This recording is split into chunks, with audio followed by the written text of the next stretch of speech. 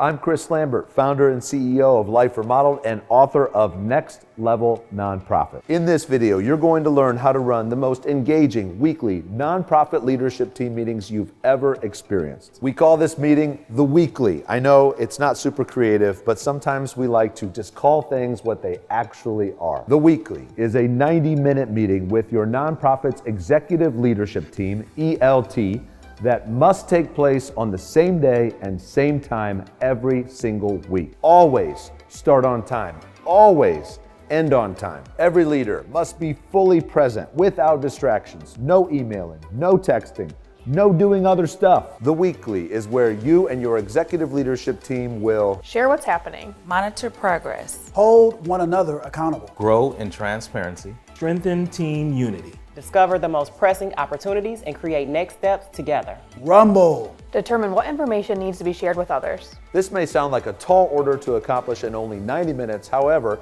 our Life Remodeled ELT can tell you from years of experience, we make it happen every single week. Most importantly, your team will get to a place where you will make wiser decisions more quickly than you currently do, and in such a way that team members will be truly united. Now we're going to unpack and explain each of these sections. highs and lows. These are one-sentence headlines about each noteworthy, positive or negative event or activity that happened within the past week. These are both personal and professional. This brief portion of the weekly accomplishes much in regards to knowledge sharing and trust building. The purpose of personal highs and lows is to foster relational connectivity with all the leaders in the room. An example of a personal high is our family went to see Hamilton last week and we were all blown away. An example of a personal low could be, this past weekend, we had to lay our dog to rest. Sharing personal highs and lows will come natural to some team members who enjoy opening up. However, other team members may prefer to remain silent at first. The best way to encourage others to share openly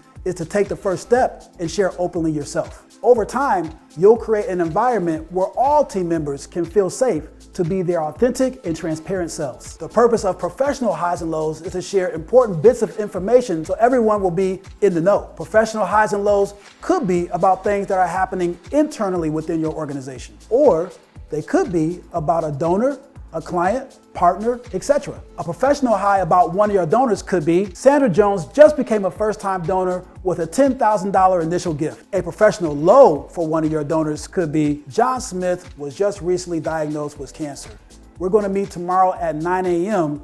to share thoughts and prayers for him. Lastly, it is essential that no discussion happens during this time or in any other section of this meeting until we get to the opportunities next steps portion of the weekly. The individuals that list their highs and lows simply state them, and then the next person shares. This is fairly rapid fire, never more than 3 sentences per item. And every high and low should be typed and input into your template prior to the meeting so that everyone can see it on the screen. focus time. As we transition from celebrating highs and lamenting lows, focus time centers our team in preparation for what comes next in the meeting. Someone may lead the team in a meditation, motivational reading, prayer, or time of silence. This could be as simple as saying a prayer, playing a pre-recorded meditation using a popular app, or even reading a poem. We found that because we allow a wide variety of expressions during this time, all team members are willing to lead this activity. Experiencing different styles and perspectives on focus time helps keep our team inspired. Scoreboard review. Your scoreboard is a list of the 4 to 12 most important metrics that can be measured numerically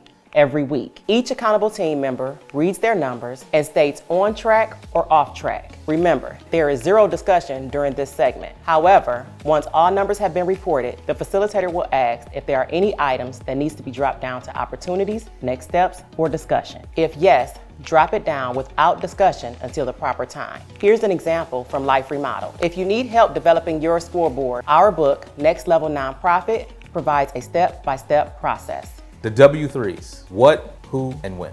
Every time an ELT member makes a commitment during a weekly meeting, it's recorded. These commitments are generally due within the next 7 to 14 days. So each meeting includes a review and verification of the previous week's commitments. We call it the W3s because each commitment must concisely state what must be done, the accountable team member who, and the due date, when. If the commitment is off track, the accountable team member will update the date the task will be completed. If any discussion is needed, drop this item down to opportunities and next steps. Quarterly priorities. Each accountable team member reads their quarterly priorities, other known as QPs, and states on track, off track, or done. If any discussion is needed, drop this item down to opportunities and next steps. Here is an example of Life Remodeled's QPs from a previous quarter. If you need help developing your quarterly priorities, our book, Next Level Nonprofit, will show you how. Opportunities, next steps. This section is the heart of your meeting, and you're going to spend 60 of your 90 minutes right here. What are opportunities? Opportunities are the problems, challenges, or issues your organization is experiencing currently. However, we use the word opportunities to label them because that's what they truly are when we see them from a growth mindset. Whenever we want to start discussing the next opportunity, we begin by narrowing down the core nuance. Often the way the statement is communicated at first is not actually the root opportunity that needs to be discussed. Therefore, drill down to the single focus at the core and determine what you're actually hoping to accomplish before beginning the discussion.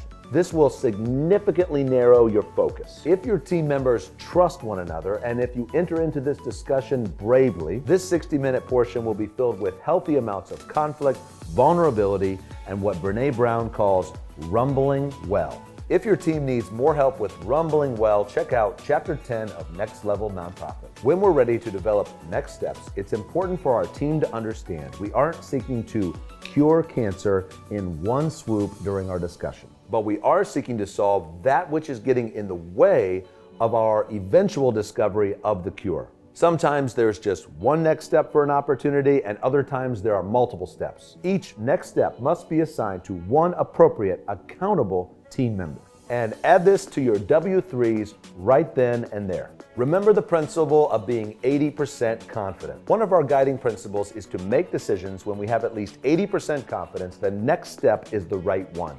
I'm not saying you need 80% of the team members to say they agree. I'm saying that each of your team members is at least 80% confident in the decision. When team members don't want to make decisions because they lack 100% confidence, this often comes from a mindset of fear or perfectionism, both of which can be cancerous to innovation. Therefore, we are very intentional to drive discussions towards next steps and decisions. Keep in mind, Next Level Nonprofit is laden with radical accountability for every action that team members take. So we are able to rapidly reevaluate, change on the fly, and recalibrate decisions as needed. So how do you decide what opportunities to discuss each week? We encourage all ELT members to add opportunities to the list before the upcoming weekly and come prepared to clearly articulate each one. We can also add opportunities to the list at any time during the weekly. However, the first thing we do when we get to this section of the meeting is ask the team, what are the 3 most important opportunities we will discuss first? Sometimes team members want to pick the quickest and easiest items. Therefore, it's important for the facilitator to guide the team to prioritize the most important and most time-sensitive opportunities. Once you get through the first 3, choose the next 3.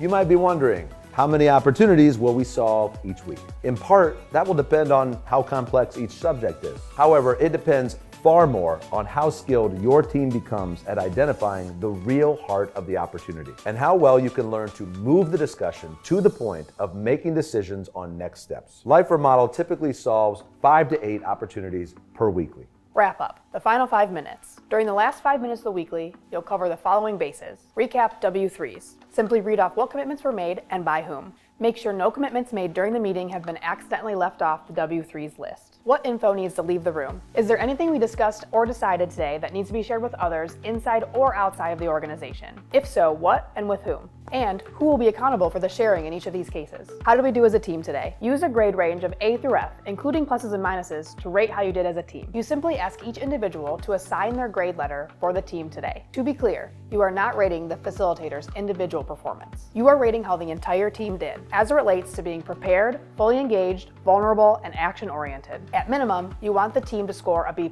A grade of A+ does not mean the meeting was as thrilling as a trip to Disney World, but it does mean this is exactly how we all needed to engage today. Anytime a team member assigns a grade below an A-, the facilitator asks that person, from your perspective, what could have been done differently today for our team to reach at least an A-? This person then provides a 1 to 2 sentence response. She may say, today I just wasn't fully present and I'm the team member that needed to better engage. I know what I need to do and I'm on it. Or she might say something like this while looking directly into the eyes of her 2 team members. I really wanted to hear more from you today, Stacy and Daryl. I could be wrong, but I felt like you had more to say. I don't want our team to miss out on your geniuses. That's it.